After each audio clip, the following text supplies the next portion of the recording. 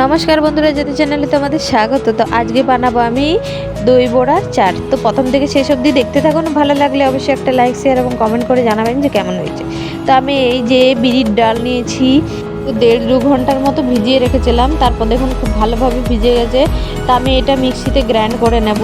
তো খুব মিহিন গ্রাইন্ড করিনি, তো একটু দানা দানা মতো আছে। তো এইরকমভাবে আমি পুরোটাই গ্রাইন্ড করে নেব। তো যেটা অর্ধেকটা গ্রাইন্ড করেছি ওইটাই আমি বের করে নিচ্ছি। এর মধ্যে দেখুন কতটাই আটা হয়েছে, মানে খুব বেশি জল দিইনি, আর ভালোভাবে মিহিন করে পিষেও নিয়েছি। আর এই দেখুন বাকি যেটা আছে ওটাও আমি পেস্ট করে নিচ্ছি। তো এটাও হয়ে গেছে। তো দেখুন এইটা একটু জাস্ট নরম করেছি, কেননা আগেরটা অনেকটাই শক্ত হয়ে গেছিলো, তাই এটা একটু নরম করেছি। তো এর মধ্যে দিয়ে দিলাম একটু বেকিং পাউডার বা খাবার সোডাও আপনারা দিতে পারেন, আর দিয়ে দিলাম স্বাদ মতো নুন। তারপর এটা খুব ভালোভাবে হাতে করে মিক্স করে নিচ্ছি, বা আপনারা কোনো কিছু হ্যান্ড ব্লেন্ডারের সাহায্যেও এটা মাখিয়ে নিতে পারবেন। তো আমি খুব ভালোভাবে এটা ফাটিয়ে নিচ্ছি, যেমন কোনো পকোড়ার জন্য বেসন ফেটানো হয় সেইভাবে। তো ওটা ফেটানো হয়ে গেছে। এবার আমি দিয়ে দিলাম কড়াইয়ে তেল, আর তেলের মধ্যে সঙ্গে সঙ্গে আমি এগুলো গরম হয়ে যাওয়ার পর তেলটা এগুলো দিয়ে দিলাম। তো এরকমভাবে আমি একটু ছোট ছোট করেই করছি। আপনারা চাইলে একটু বড় বড় চ্যাপ্টাও করতে পারেন, যেরকম দই বড়া। তো এটাও তো জাস্ট দই বড়া প্লাস চাট। তো আমি একটু ছোট ছোট করে করছি। তো এটা দেখুন দেওয়ার সঙ্গে সঙ্গে কত সুন্দর ফুলে উঠলো। তো আমি এবার এটা হালকা হাতে উল্টে নিচ্ছি সবগুলোই। কত সুন্দর দেখুন গোল গোল হয়ে এগুলো রসগোল্লার মতো ফুলে উঠেছে।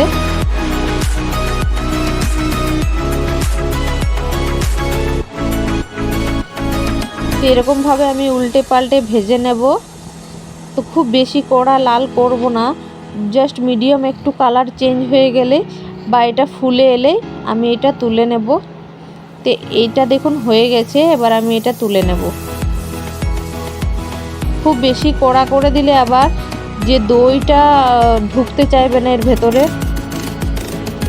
তাই একটু এরকম একটু সাদা সাদা মতো থাকলেই উঠিয়ে নিতে হবে। তারপর আমি এর মধ্যে আরও বাকি যেটা আছে সব পকোড়াগুলো করে নিচ্ছি। তো প্রায় আমার এই দেখুন অর্ধেকটা হয়েছে। তা আমি দেখাই আপনাদেরকে কতটা সফটনেস হয়েছে। আর এই দেখুন বাকিগুলো সব করা হয়ে গেছে। তো আমি ওটা সাইডে রেখে দিলাম ঠান্ডা হবার জন্যে। আর এখানে দিয়ে দিলাম আমি কতকগুলো শুকনো লঙ্কা আর কতকগুলো জিরে।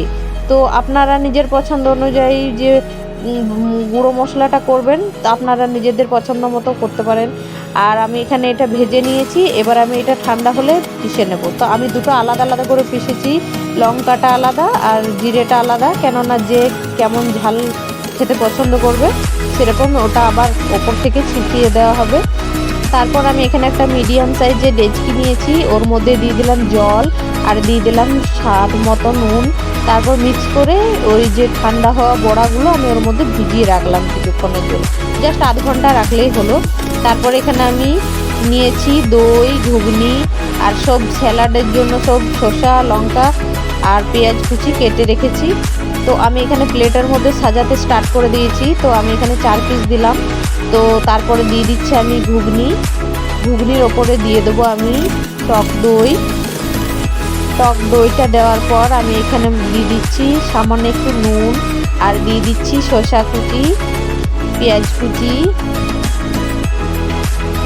তারপর দিয়ে দেবো এর মধ্যে আমি চিলি ফ্লেক্স, যে ভাজা শুকনো লঙ্কাটা করেছিলাম ওইটা, আর দিয়ে দিলাম ভাজা গুঁড়ো মশলাটা।